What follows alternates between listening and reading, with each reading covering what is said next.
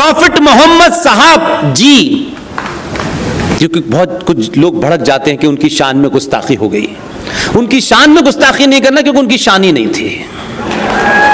Profit Mohammad साहब अदब के साथ, ताकि लोगों को यह ना लगे कि साहब हमने भड़काया, हम भड़काते नहीं हैं।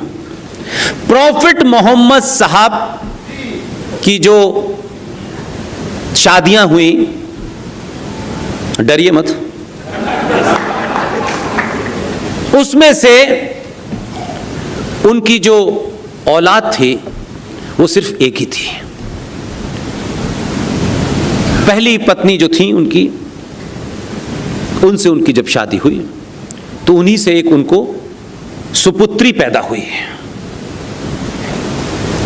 यहां से बात आप समझेंगे तो आपको समझ में आ जाएगा कि Islam is a religion of peace. 632 में क्या था, उसके बाद क्या था, उससे पहले क्या था और आज क्या है। तो ये सर तन से जुदा की जो बीमारी आज आप देख पा रहे हैं, इसको आपको समझने के लिए उदयपुर की घटना ने बताया कि सर तन से जुदा क्यों कर रहे हैं। अगर आप इसको जानते तो आपको ताज्जुब नहीं होता, क्योंकि मुझे बिल्कुल भी ताज्जुब नहीं है।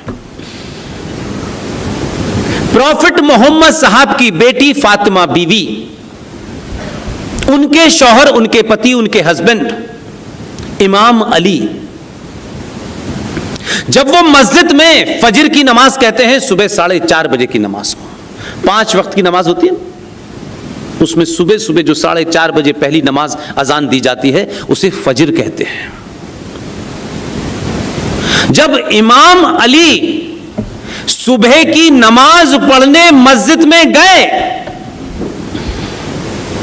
उसी मस्जिद में जहां वो नमाज पढ़ने के लिए बैठे थे, वहीं बराबर में एक आदमी भी था। इत्तेफाक से वो आरएसएस और बीजेपी का नहीं था, बिल्कुल भी नहीं था, कोई दूर दूर तक नहीं था, उस दौर में भी नहीं था। ये मैं इसलिए बोलता हूं ताकि आप कहीं कंफ्यूज ना हो। मस्जिद में जहां बताया जा रहा है मस्जिद में अल्लाह रहते हैं, उस मस्जिद में प्रॉफिट मोहम्मद के दामाद का कत्ल एक मुसलमान ने किया तलवार से। उनके दामाद का सर तन से जुदा हमने नहीं किया, उन्हीं के रिश्तेदारों ने किया। उनकी बेटी फातिमा के घर में आग लगाई गई और आग लगा करके दरवाजों के नीचे उनको जिंदा जला दिया। उनके बच्चे यानी ही प्रॉफिट मोहम्मद साहब के नवासे यानी फातिमा और अली के बच्चे, 2 बेटे थे, एक का नाम था हसन और दूसरे का नाम था हुसैन। दोनों बच्चों को मुसलमानों ने करबला के मैदान में कलमा पढ़ के गला काटा। आप कह रहे हैं Islam is a religion of peace. तो ये तन सर से जो जुदा हो रहा है ये तब की परंपरा है। इसलिए इमाम अली जिनको मारा, उनके मानने वाले, उन्हें आप लोग शिया कहते हैं। जिंदा कौमें ऐसे ही होती हैं।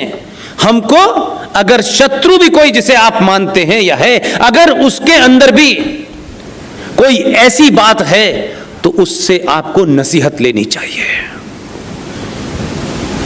आज उस घटना को एक लंबा समय हो गया, 700-800 साल से ऊपर हो गए, लेकिन आज भी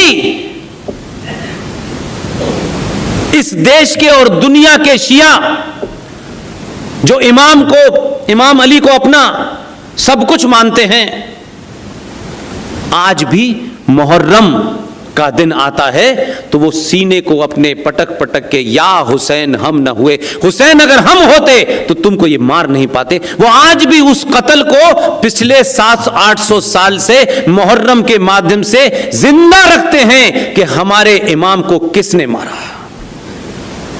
और आप तो 1947 की घटना को भूल करके जिन्होंने कत्ल किया उनके साथ आप भाईचारा ढूंढ रहे हैं। ये गलती आपकी है, हमारी है।